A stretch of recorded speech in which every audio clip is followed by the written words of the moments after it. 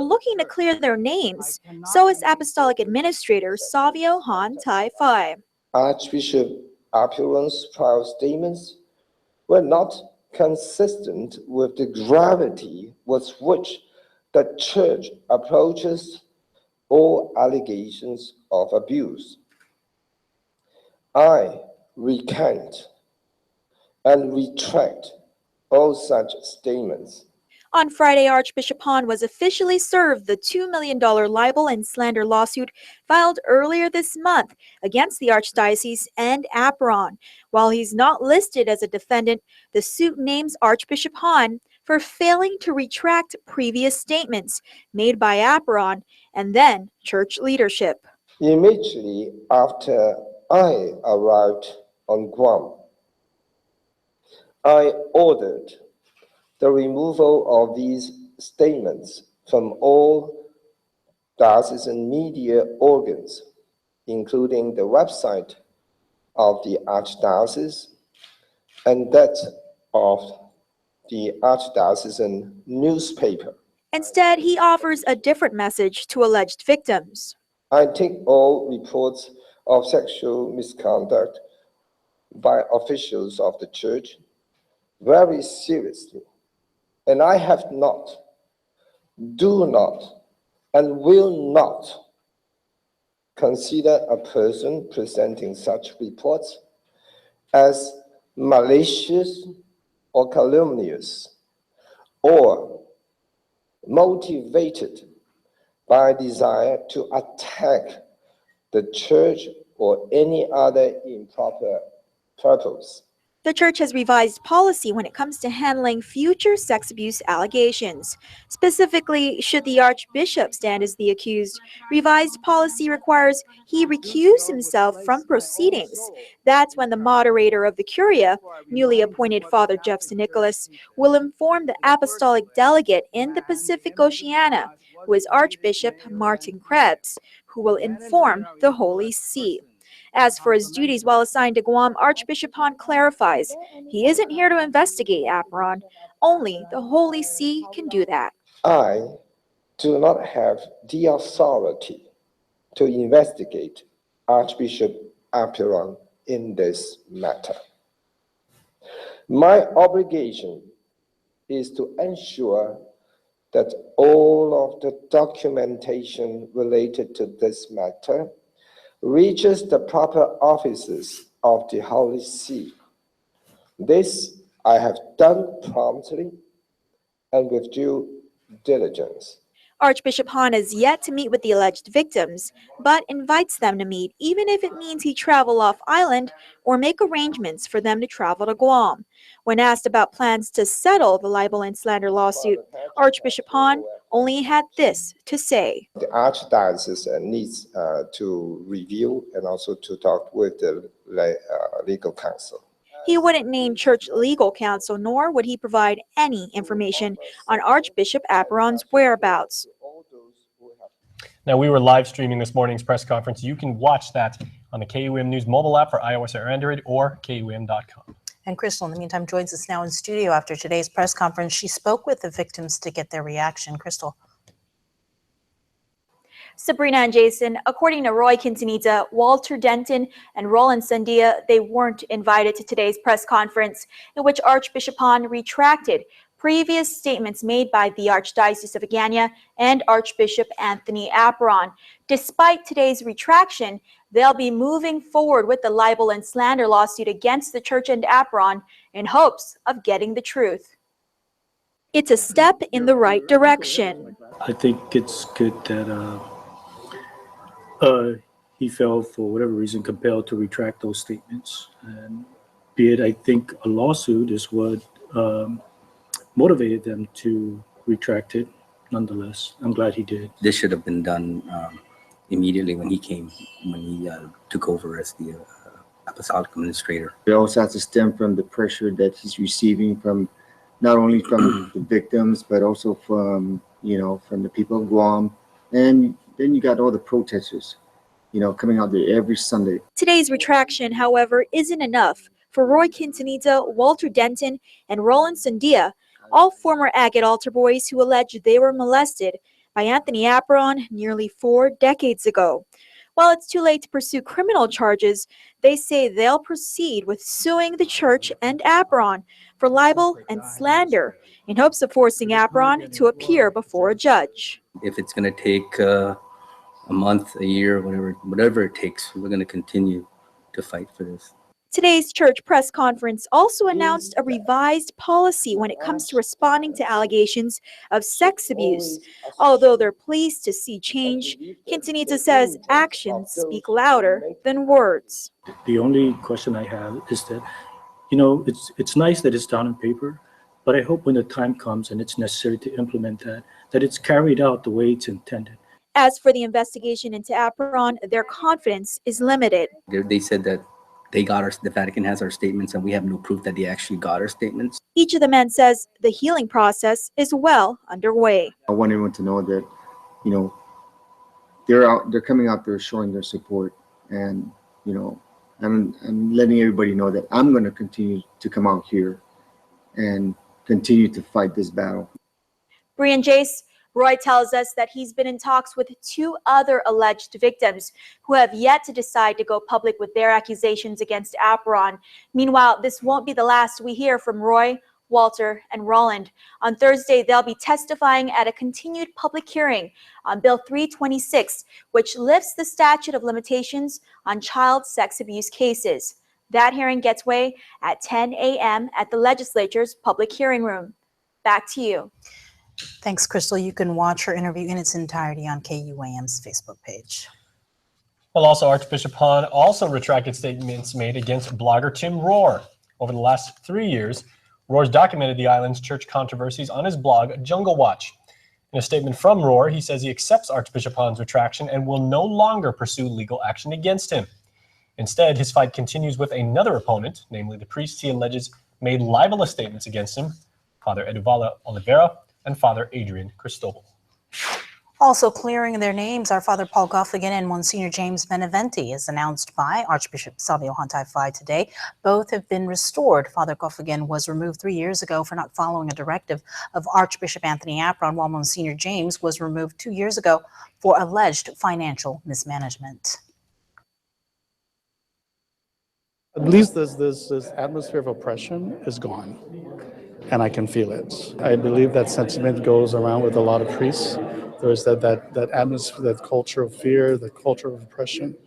And so today I really feel that big burden, that heavy burden has been finally released, and my name is cleared, because, you know, my name has been dragged through the mud, you know, unfortunately. And for the last 3 years, one thing I've learned is patience. What Archbishop Hahn has done is that he retracted the statements that was made about me, the malicious statements and maligning my name in public and so forth. And so he's basically retracted that. And more importantly is that he's according me now the opportunity to have due process, which was never given to me. And so it has been 2 years. And so we are very close. We're almost there. And he's been very collaborative and afforded me the opportunity to be able to make things right. And you can watch the extended interview with both Father Paul Goffigan and Monsignor James Beneventi. They thank those who rallied and prayed for their restoration. Watch that extended interview on KUAM.com. Stay tuned. We're back with more news in a moment.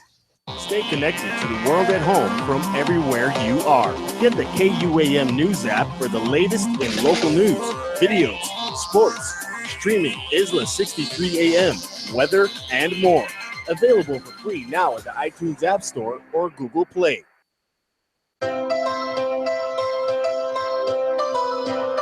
When we face an uncertain path, when we struggle with life's challenges, and when the unexpected happens, it's a beautiful day. We rely on the people we trust, It's a beautiful, who we can always count on, beautiful day. and the ones who give us the most care throughout the years. Rely on CalPost Select Care.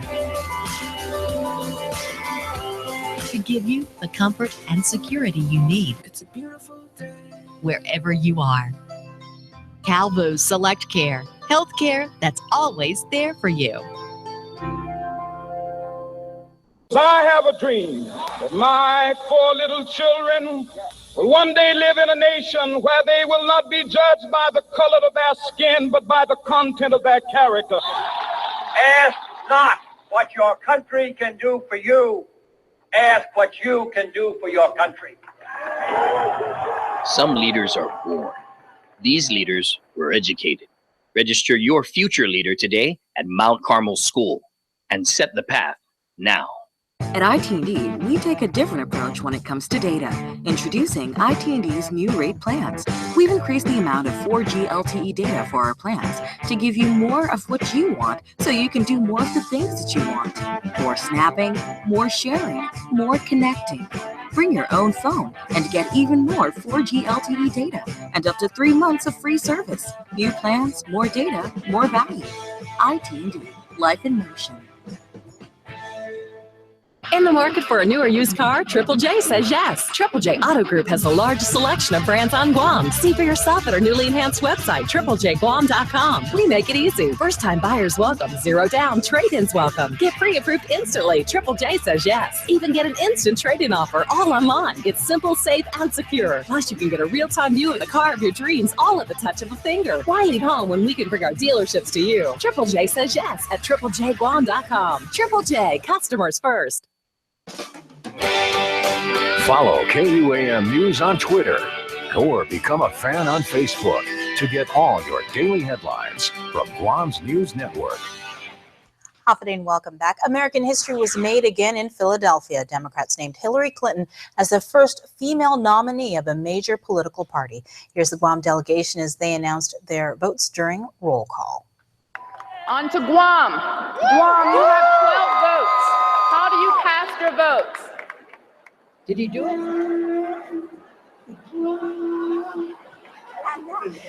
Madam Secretary, Hafidin from the island of Guam, a remarkably diverse community and the homeland of the Chamorro people. We have traveled over 8,000 miles and through 9 time zones to cast our only vote for the president and the vice president. We want a president who is sensitive to our needs, a president that supports our rights for full self-determination and self-governance as ratified in the Democratic platform. Therefore, it is with great optimism that we proudly cast 2 votes for Senator Bernie Sanders, one absent, and 9 votes for the next president of the United States, Hillary Rodham Clinton. Viva Guam! Thank you very much, Guam. Clinton will formally accept the Democratic nomination for president on Friday, Guam time. Well, back here at Guam Memorial Hospital, executives are hoping to revitalize that agency's business model. They appeared before the Guam Chamber of Commerce, presenting their strategy. Issa Baza was there and has our next story. In the business world, the Guam Memorial Hospital wouldn't last a year. This is because it provides services to uninsured, Medicaid, and other vulnerable populations, regardless of their ability to pay. CEO Peter John Camacho. Some establishments clearly display a sign that states they reserve the right to refuse service to anyone. That's something a hospital cannot do.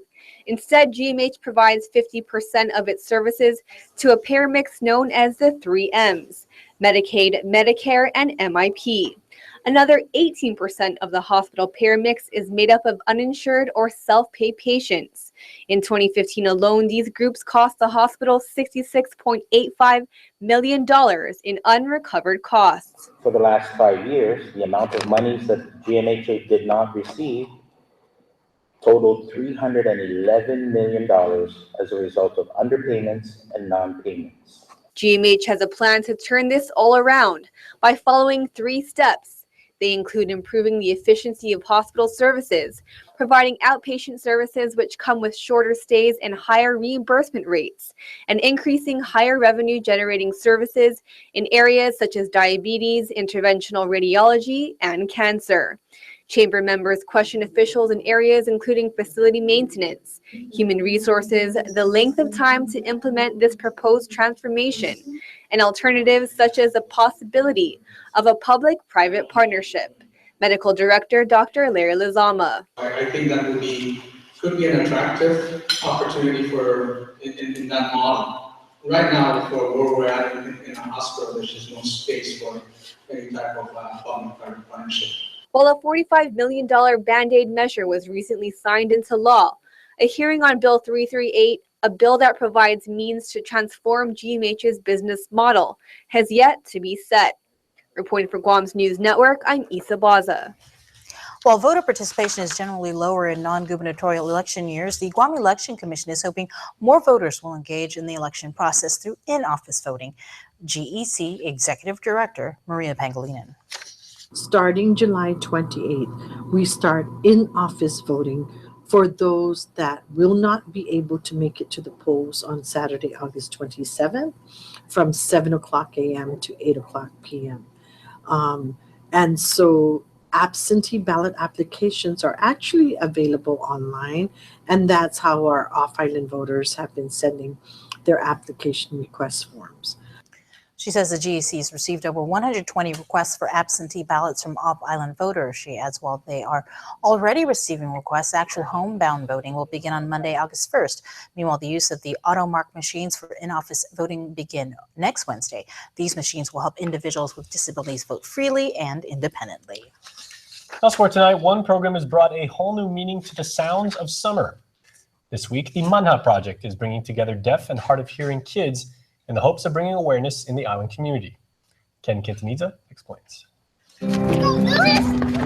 They may live in a world of silence, but you can never tell through the sound of laughter and joy heard in Barrigada. It's an important camp to me. And for the 6th year, the Manha Project through the Oasis Empowerment Center is holding its summer day camp for the deaf and hard of hearing. For Joe Mendiola, it's an experience he and his 15-year-old daughter, Johanna, will never forget. And when she comes to this camp and I see her sign, you know, she impressed me that, wow, she knows a lot of sign. I'm not a good signer, but I know the basics to communicate with her. But here, they're all together.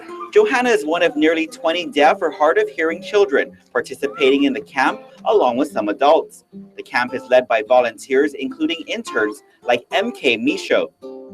I feel it's an amazing opportunity. It's an amazing experience. It's so important for the kids, for educational purposes and enriching purposes. It's very valuable for their culture. It's very important for them to know about themselves and their identity so they can live well. Misho is one of 3 interns from the Gallaudet University, the world's only university designed to be barrier-free for deaf and hard of hearing students. Intern Thomas Lee.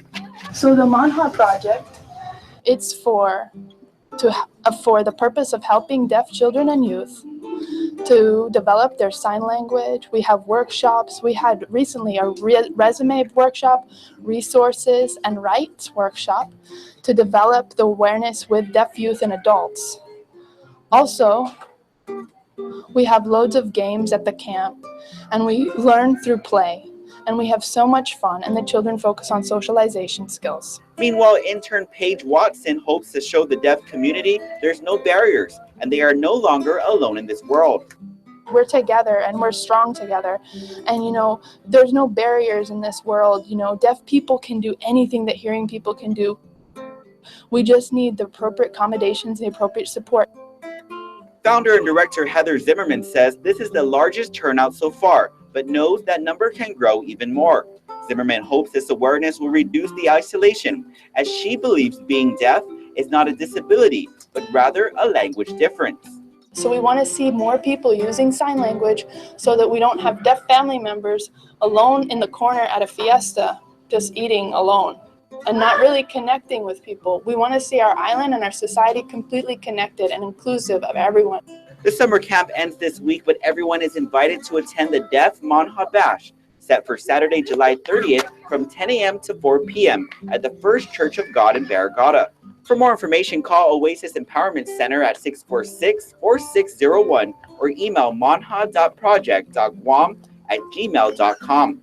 Reporting for Guam's News Network, I'm Ken Quintanilla.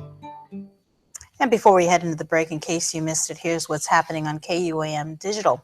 Today was the first time Apostolic Administrator Archbishop Savio Hantai met with local media to address the sex abuse scandal, as well as other issues that have been troubling the church over the last several years. Make sure to watch the stream of the press conference in its entirety on our Facebook page. And while there, you can also watch Crystal Paco's interview in its entirety with the three of Archbishop Anthony Apparon's accusers, namely Walter Denton, Roland Sondia, and Roy Quintanilla.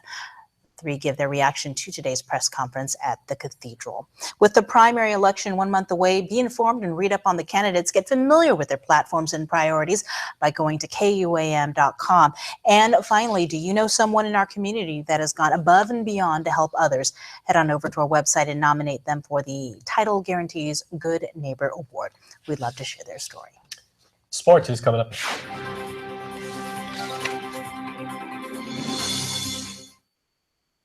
People love my portobello mushroom buttery jack, made with portobello mushrooms, grilled onions, and garlic herb butter. Ever wonder how I came up with it? Well,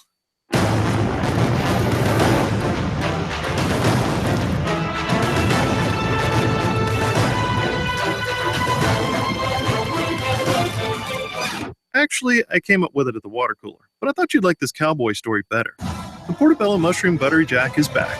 Part of the buttery jack family. Taste it before it's gone. It's our biggest sale of the year, and it's happening now at Cars Plus and Mighty. During our massive demo sale, you can save thousands on select 2015 and 2016 Dodges, Chryslers, Jeeps, Rams, Hyundais, and Fiat. All well maintained with low miles and still backed by the manufacturer's warranty. Or shop dozens of quality pre-owned vehicles, all reconditioned and ready for you. See our entire inventory online at CarsPlusGuam.com. It's our massive demo sale going on now at Cars Plus and Mighty. Cars Plus, driven by you. Real people, steel people. From heroes to homeowners, they choose steel for power, service, and value. Right now, hardworking steel blowers start at just $159.95. And introducing the BR450 CEF Backpack Blower, the world's only backpack blower with electronic start. Start and stop with a flip of a switch. Find your steel dealer at steeldealers.com or search STIHL.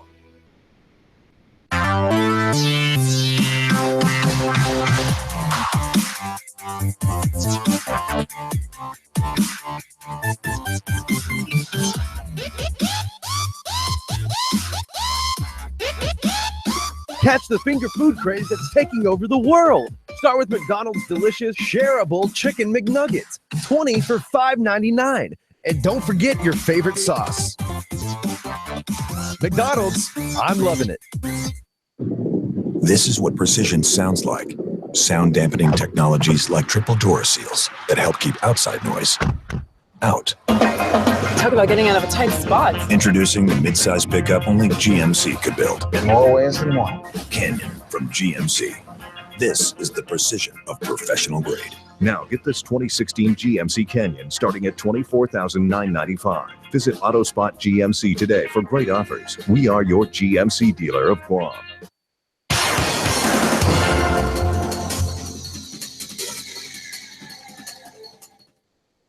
Today, Guam, Chris Barnett with sports, and today we continue our profiles of Team Guam. Yes, all 5 of them. This time featuring mountain biker Dr. Peter Lombard. Dr. Peter Lombard is ready to ride, representing Guam at the Rio Olympics in cross-country mountain biking. Now, the standout cyclist and triathlete has been juggling his medical practice with training for the Summer Games, recently taking a week off to ride in Japan. As it gets a little bit challenging here, some of our trails aren't the best for the types of racing we'll do internationally.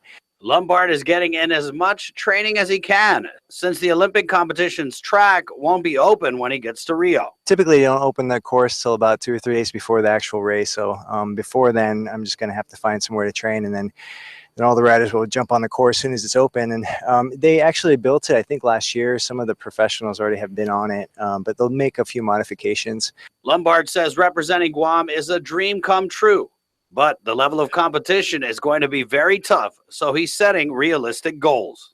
Our goal is just to go and last as many laps as we can, and hopefully I surprise myself out there and do real well. The Rio Summer Olympics opening ceremony on August 5th. And don't forget, you can catch the games right here on KUAM TV 8. With the Zika virus at times being a bigger story than the games themselves, Lombard admits mosquitoes are on his mind, but he'll be lathering on the off and trying to steer clear of places he would be at risk. The biggest thing is just don't get bit by a mosquito. And I'll be honest, so if I get a mosquito bite, I'll be worried. Press conference for tomorrow's All-Star match between the Philippine All-Stars and the Guam International All-Star team was held at the Sheraton Hotel. The volleyball exhibition match between the two teams held tomorrow night, 7 p.m. at the UOG Calvo Fieldhouse. Now, this collab with Tetrad Vanguardia and Cebu Pacific comprises of youth clinics, exhibition matches for indoor and beach volleyball, and a weekend beach volleyball tournament. We encourage you to come out and watch a semi-pro level event here on Guam. Never happened before. Moving on to our semi-pro beach event that begins on Friday over at the beach bar at 8 a.m. through until 7 p.m. and follow up again Saturday.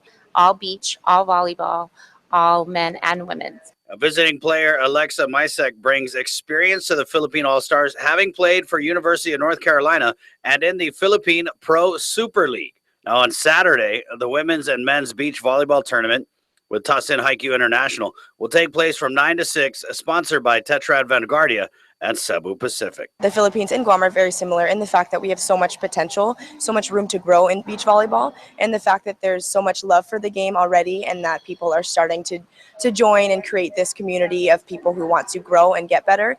Guam Invitational Basketball Tournament highlights. Team Guam putting in work against Northern University of Manila. Ollie Bradley off on the three-point try. Joe Blas fights for position, comes up with the board, and gets the left-handed lay-in from the left-hand side to go for two. Blas on the defensive side of the ball almost forces the turnover. Pumpkin Chino Mosqueda gives it up to Matthew Salem, who puts up the shot just as the clock expired for the three. Will Stinnett inbounding the ball for Team Guam. Big man Curtis Washington cuts to the rim and picks up the basket and the foul and one for the three-point play. Advin Diputado driving through the lane, finding an open spot in the D for the bucket. Ollie Bradley with the steal. Sake taking it the other way for the easy score for Team Guam. Matthew Salem now showing his range. Pass from Diputado. Pull up tray. All net. Tekken. Team Guam went on to win 82-72 and will now play Eastern University of Manila at 8 tonight in a battle of undefeated teams. Both teams enter the tournament with 2-0 records. Get to the UOG Calvo Fieldhouse early and watch the UOG Tritons and Northern University of Manila battle at 6 p.m. Guahan Napu, the Guam Surf Federation, now has 3 level 3 judges, 7 level 2 judges, and 7 level 1 judges, as well as 4 ISA certified surf instructors, including Fred Mendiola, owner of Lotus Surf and longboard contestant in the 2011 Pacific Games in New Caledonia. Mendiola also participated last year in Bali for the first surf instructor and coaching program for the region. Other participants were Andy Lee, John Timinglow, and Carl Dela Cruz. Participants completed an International Surfing Association certified course over the weekend held in the Guam National Olympic Committee conference room. Hey, Guam, you keep on shining. My name's Chris Barnett. Thanks for watching. Adios! This is a cat. And this is a live photo of a cat. Live photos are more than just photos. They come alive when you touch them. And then they go back to still when you let go. So every time you take a picture, you get more than just a photo. You get to relive the moment. Because it teleports you through space and time. I'm kidding. Time travel is dangerous. The Nissan Summer Fun event is on. Nissan's got your back with the No Worries Car Care Plan. Your new Nissan comes with a free 3-year protection plan and free paint sealing. Enjoy discounts up to $10,000 during the Summer Fun event when you choose from the award-winning lineup of Nissan cars, trucks, and SUVs. Take advantage of super low, easy financing and save even more at Nissan Upper Tumon. Nissan Summer Fun event. Find out more at nissanguam.com. When you reserve a party at Chuck E. Cheese's, it's guaranteed to be a blast! Blast off! And now, birthdays are more of a blast than ever! Because for a limited time, tickets in the Ticket Blaster are worth double! While hundreds of homeless seek shelter every day, when memories fade like old photographs, and families struggle to care for loved ones with special needs. As young children are caught in the storm of abuse and neglect, we are there. For over 30 years, we have helped Guam's victims of life when there was nowhere else to turn. You can help too by giving $1 a month. God bless you.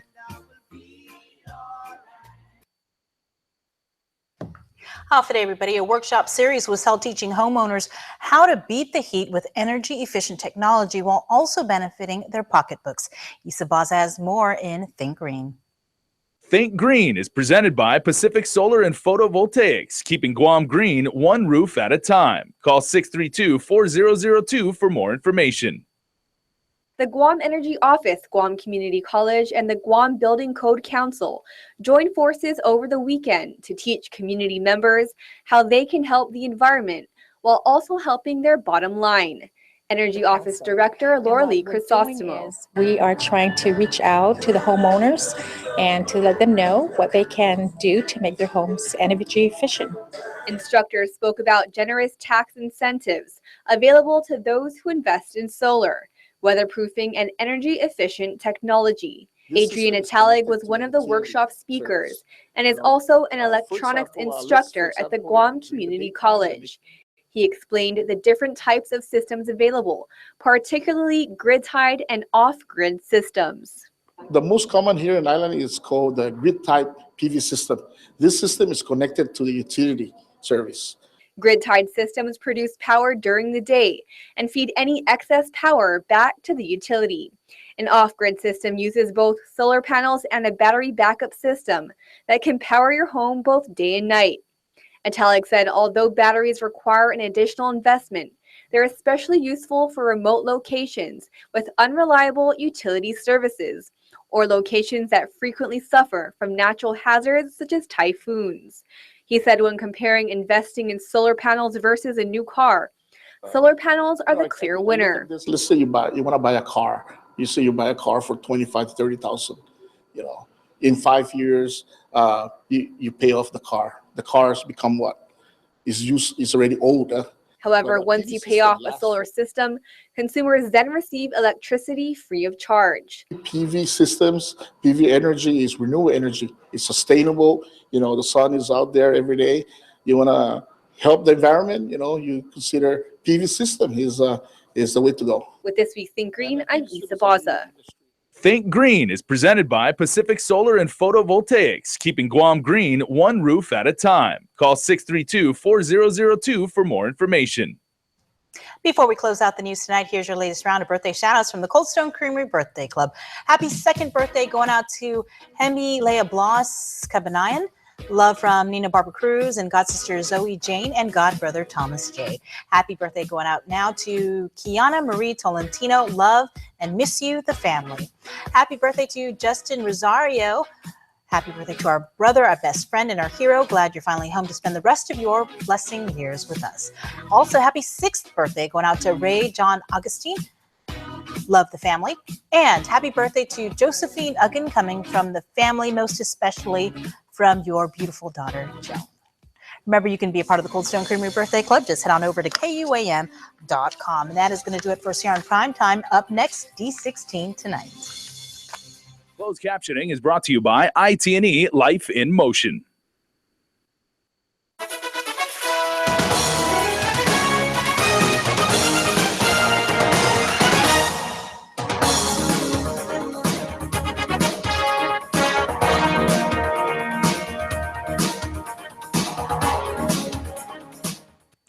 Good day, everybody, and welcome to another edition of D16 Tonight. American history was made in Philadelphia once again. Democrats named Hillary Clinton as the first female nominee of a major political party. Don Champion reports from the Wells Fargo Center. Hillary Clinton appeared on video to thank delegates at the Democratic National Convention for making her the first female nominee of a major party. We just put the biggest crack in that glass ceiling yet. Her husband, Bill Clinton, celebrated his wife's historic moment. The former president is in the unique position of knowing both the job and the nominee better than anyone. If you were sitting where I'm sitting and you heard what I have heard at every dinner conversation, every lunch conversation, on every long walk, you would say, this woman has never been satisfied with the status quo in anything. She always wants to move the ball forward. History was made earlier in the evening when South Dakota put Clinton over the top during roll call. In a symbolic show of unity, her former rival Bernie Sanders ended the vote. And I move that Hillary Clinton be selected as the nominee of the Democratic Party for President of the United States. Now November. I want this feeling in November. While there was plenty of emotion here in the arena, not everyone was feeling the unity. Walk out! Walk out! Scores of disgruntled Sanders supporters walked off the floor. I feel cheated. I feel wrong. If you are going to walk out of this party, you better tell it to Bernie Sanders who told you to stay. It's ultimately up to Clinton to unite the party and rally voters to get behind her. She will formally accept the Democratic nomination for president on Thursday. We should note that that is Friday Guam time. Now, President Obama, as well as Vice President Biden, will address the convention tomorrow night. Stay tuned. Up next on D16 tonight, we'll introduce you to the candidates running for mayor and vice mayor in the village of Dededo.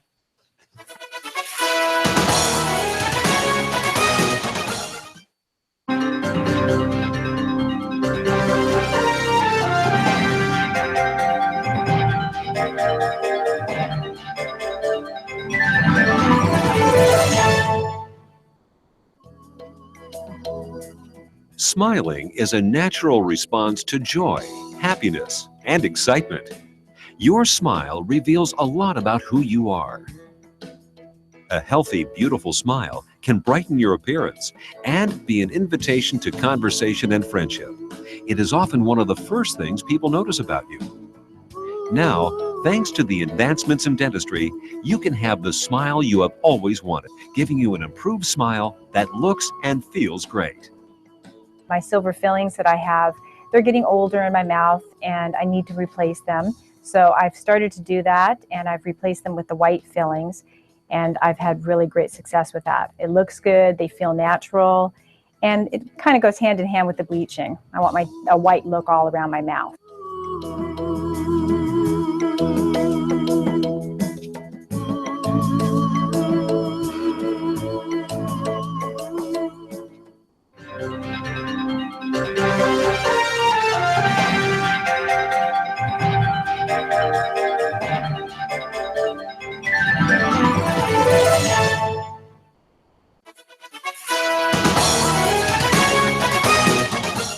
Welcome back to D16 tonight. Dededo is the largest village on Guam, and when residents head to the polls in August, they'll have several candidates to choose from when they vote for mayor. Let's take a look at the candidates running under the Republican ticket.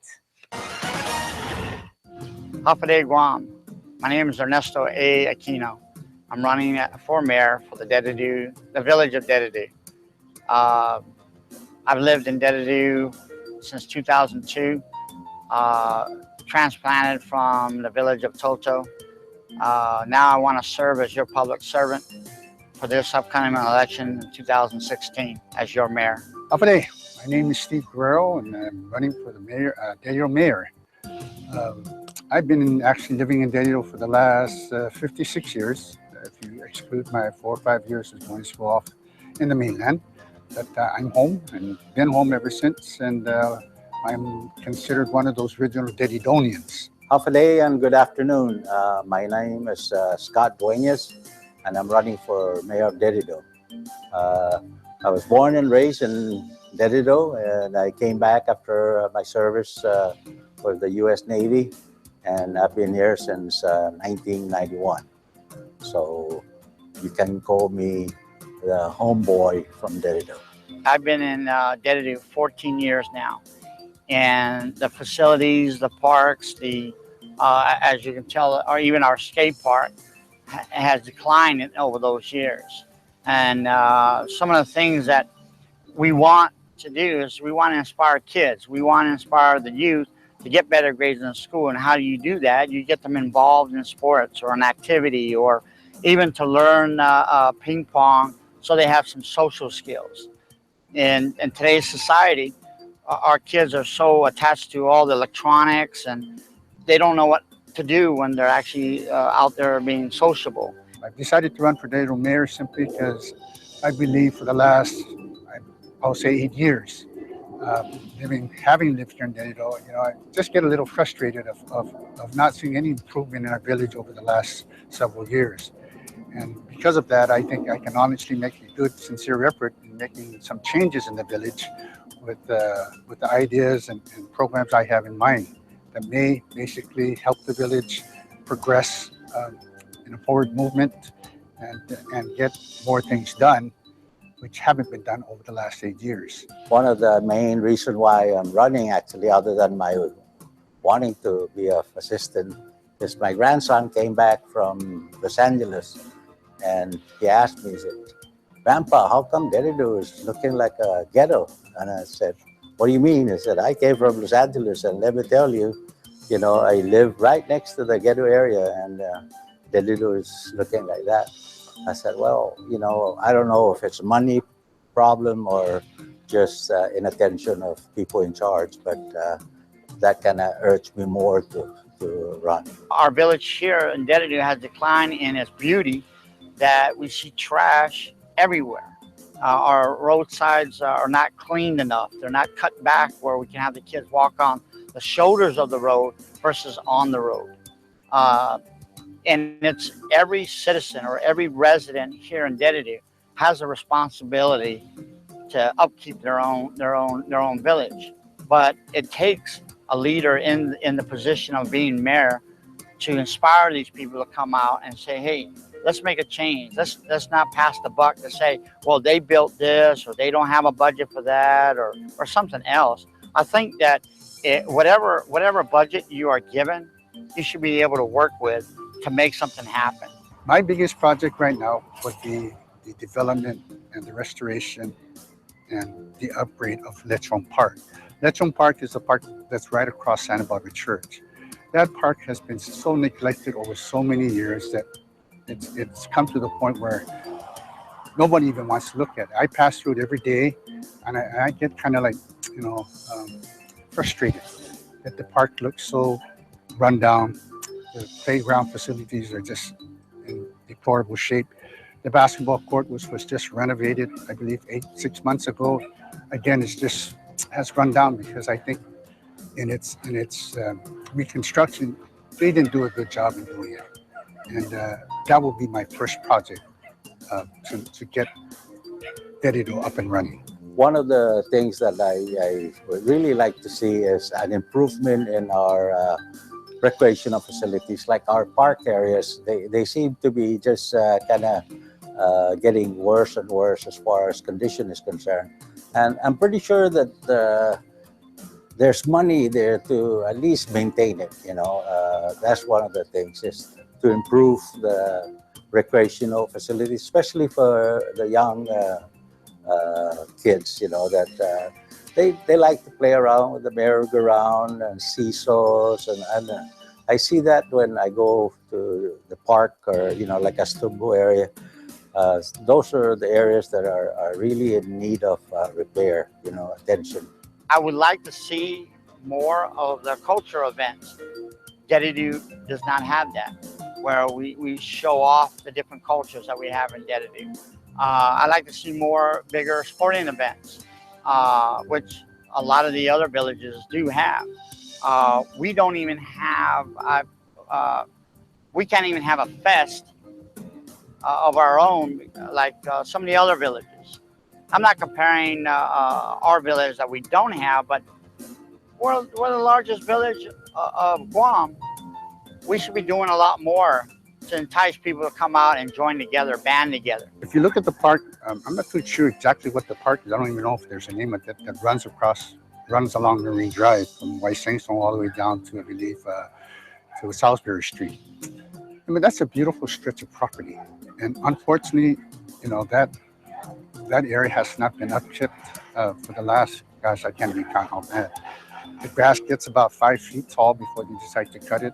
Whatever the excuses may be, For me, I think, keeping an area, especially along Marine Drive, neat and tidy, just makes people feel, good.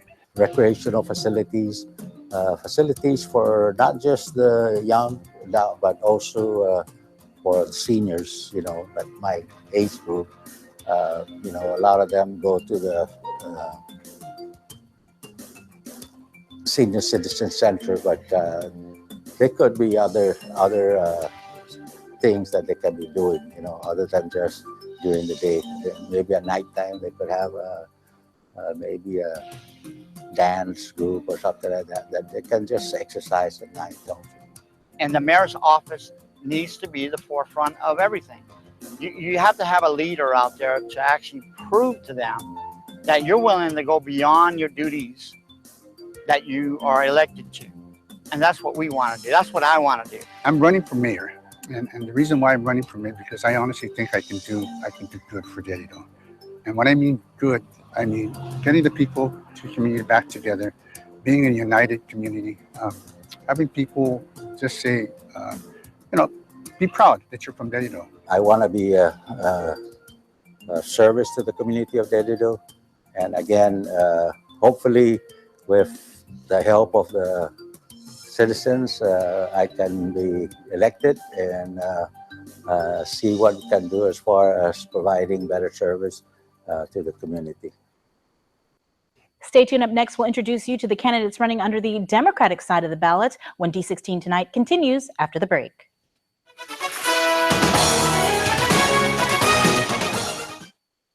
At IT&D, we take a different approach when it comes to data. Introducing IT&D's new rate plans. We've increased the amount of 4G LTE data for our plans to give you more of what you want so you can do more of the things that you want. More snapping, more sharing, more connecting. Bring your own phone and get even more 4G LTE data and up to 3 months of free service. New plans, more data, more value. IT&D, life in motion. I have a dream that my 4 little children will one day live in a nation where they will not be judged by the color of their skin, but by the content of their character. Ask not what your country can do for you. Ask what you can do for your country. Some leaders are born. These leaders were educated. Register your future leader today at Mount Carmel School and set the path now.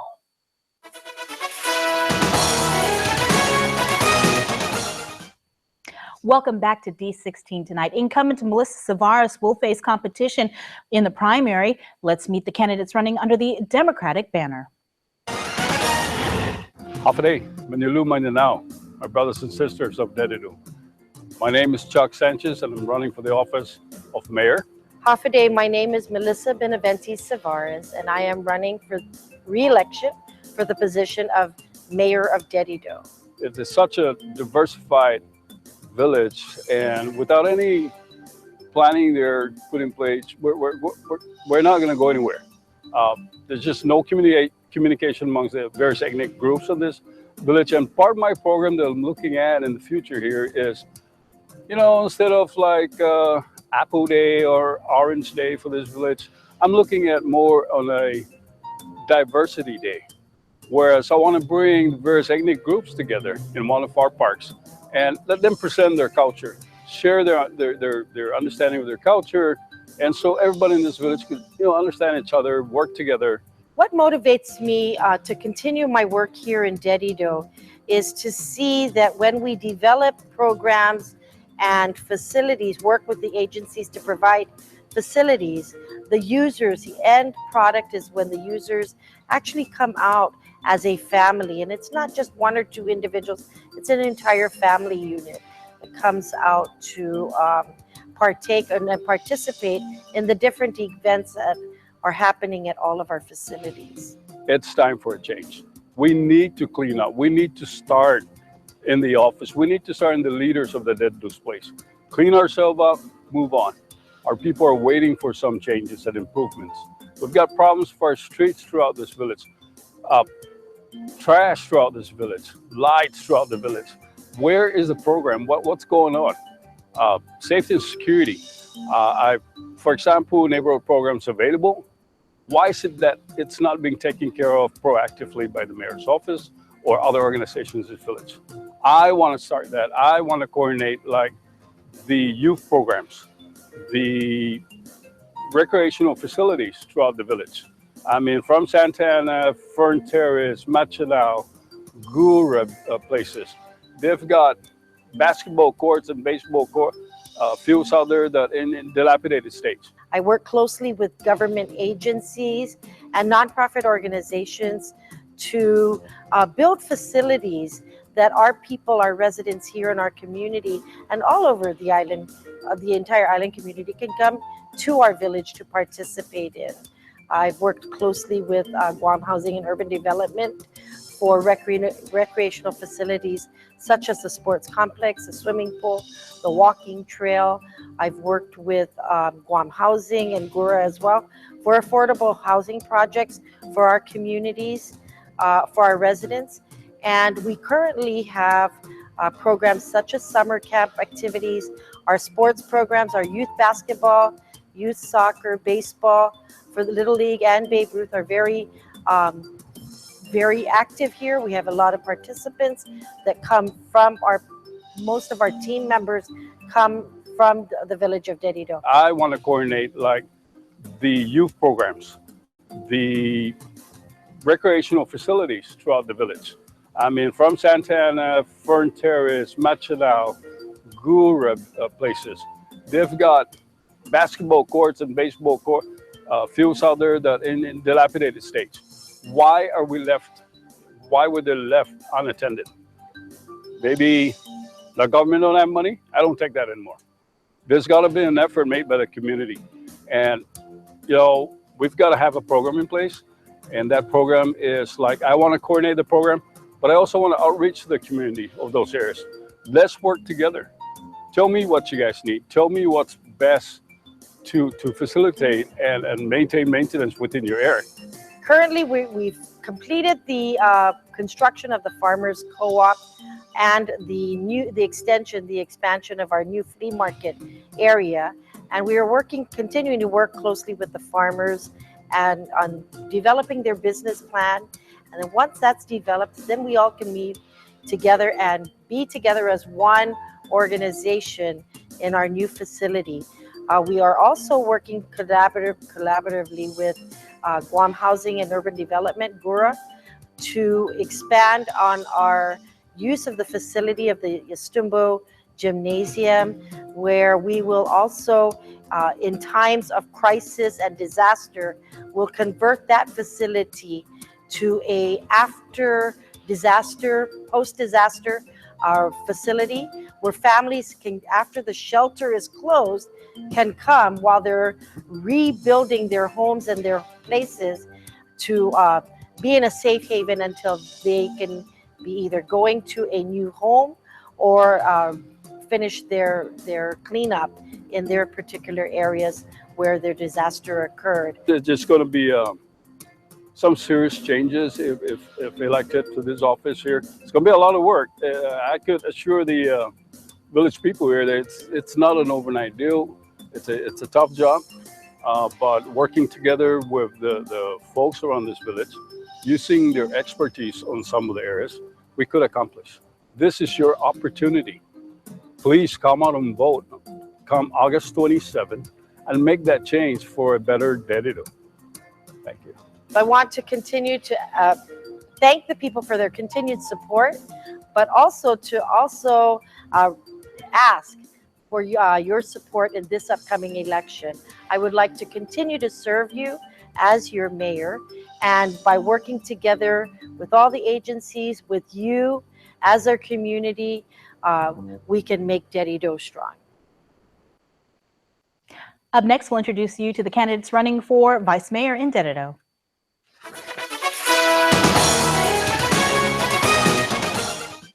Ruby Tuesday now gives you more for lunch. Endless trips to the Fresh Garden Bar, plus add-ons, mini combinations, and even new meal options. It's the new lunchtime menu, available Monday to Friday until 2 p.m., only at Ruby Tuesday.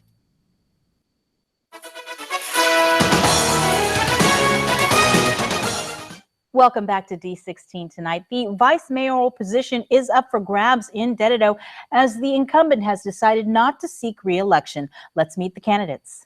Half a day, ladies and gentlemen of Dededo. My name is Bob Kinata, and I'm running for vice mayor. As I started my campaign 4 months ago, I walked the streets, knocked on your doors to listen to the concerns and issues that we are faced here in the community. Some of the issues that you have echoed out: poor road conditions such as Machinano, Machete, inadequate street lights, burnt out street lights, illegal dumping, underage drinking, poor conditions of our park. My name is Pascual Artero. I'm a candidate for Dededo Vice Mayor. I'm running under the Democratic Party, and I have some goals that I like to achieve when I do get elected. I've been a resident of Dededo since the 80s. I've been participating in the community as a coach for soccer, also for youth basketball. I have been a part of the municipal council for quite a long time. I've made Dededo my home. Good good evening. I'm Dave Duenas. I'm a candidate for vice mayor of our beautiful village of Dededo, and I'm number 4 on the Democratic side of the ballot. I decided to run this year for the fact that I still have a passion to wanting to contribute, in this case, to my village. I did run for senator in the past. However, this time around, I decided my village could use my help, and why I believe I'm the most qualified is I have the ability to get things done using resources that are available to me. My name is Frank Anderson Beneventi. I'm running for Dededo Vice Mayor. My parents are John Guerrero Beneventi, familia Bobo Liberato. My mom is Stella Lujan Anderson Beneventi, familia Daigo. I was raised in Dededo throughout my life, and now I'm living in a Stumbu Garden. First of all, safety. Safety as far as providing street lights in areas. As you know that, quite often Dededo has made the news in regards to crime. Families have taken extra measures to protect their homes, from being burglarized or invaded. You have seen in the news where vehicles have been stolen. I've heard incidents where not once but twice, more than twice, where homes have been invaded and burglarized. I've met a gentleman in the bakery last weekend who was very disappointed that his tenant, 2 of the tenants' trucks, was stolen right there in the front yard in Kaiser. First of all, the task is quite a big task. It's not an easy task in the beginning. It never is. Of course, if I'm elected, some of my goals are to expand a little bit more on the youth activities, number 1. We also have some issues with our roads. Trash is one of the biggest problems in Dededo. We like to focus more a little bit on recycling issues. Also, as being part of the municipal council, we have taken some of these tasks also at hand, and it's an uphill battle. It's kind of like a daily thing. So those are some of my goals I like to see if I can accomplish well if I'm elected. I decided to run for the vice mayor position based on the fact that I was really upset with the crime that are being committed in our village. People can't walk the streets, they can't do their exercises, the vast amount of graffiti, and just the overall safety of the residents of the village, elderly, manamkos, and the young. As you're aware, we have people being raped, walking around exercising. That's got to stop. I do have a plan in order to address that. Zero tolerance, number 1, zero tolerance drinking alcohol in our public parks in our village. Right now, you can go to the Dededo Park on any day, and you'll see a lot of people out there drinking beer. Cans are strewed all over the place, and that's got to stop.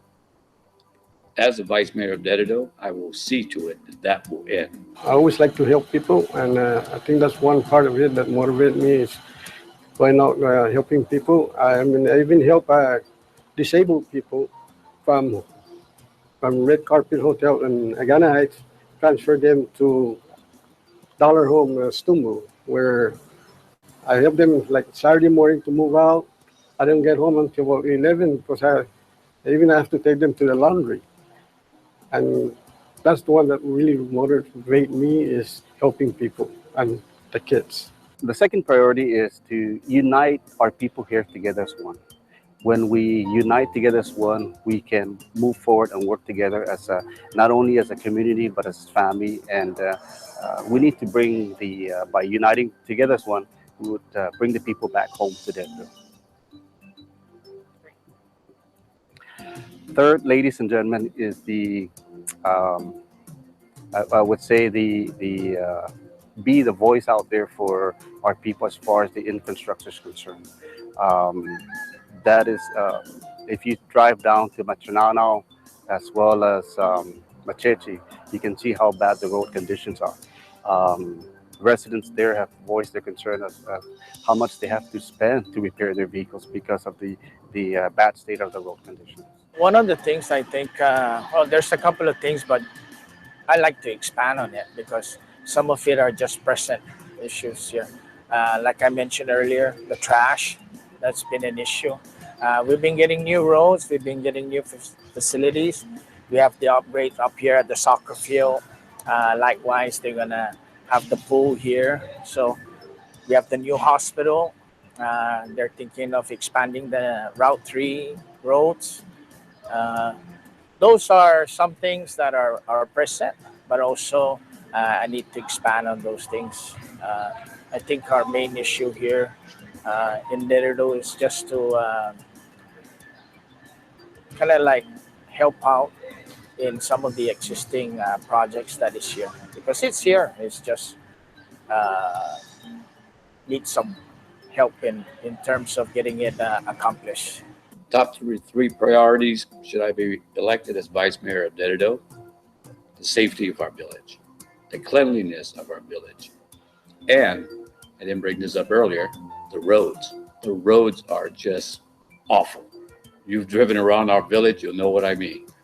I believe very firmly that the roads can be addressed in a very quick manner, and I plan to do that by bringing on board a grant writer. A grant writer will allow us to get funding that are available. We just have to write a grant, write to the grant, get the funding from the grant, and with a professional grant writer on board as a staff, we can address getting funding for the roads, fix the roads, and also to fix our recreational facilities. All of it, baseball fields, volleyball courts, basketball, you name it. There's grant money out there just waiting for the picking.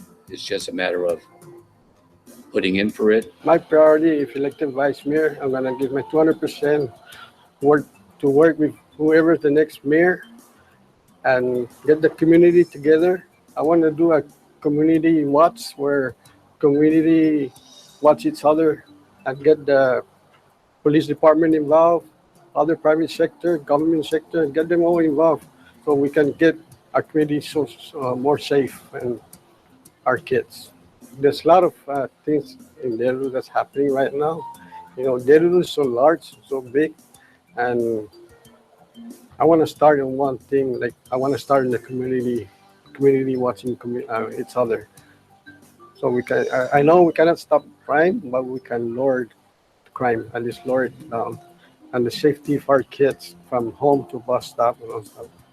There's a lot of things need to be done, but we just have to take it step by step. Well, ladies and gentlemen, we have you have a choice. There are many choices to select from in this coming election. I ask for your support, your confidence in this election. If you feel that I'm the right person to help move Dededo forward, then I humbly ask for your support. In ending, I would like to say that we do have quite a few candidates running for the vice mayor position in Dededo. Actually, there's 4 of us. I ask you to look at all of them, hear what they have to say, and then at the very end, to please consider me as your next vice mayor. All I know, if I am elected vice mayor, I'm going to put my 200% in for the village of Dededo, for the community, our kids and our community. We should note there is one other candidate seeking the seat of vice mayor in Dededo. He is Edward Sinato, and he is running under the Democratic ticket. And that is our program. Thank you so much for watching. We'll see you next week for another edition of D16 Tonight. Remember, your vote is your voice. Closed captioning is brought to you by IT&E Life in Motion. It's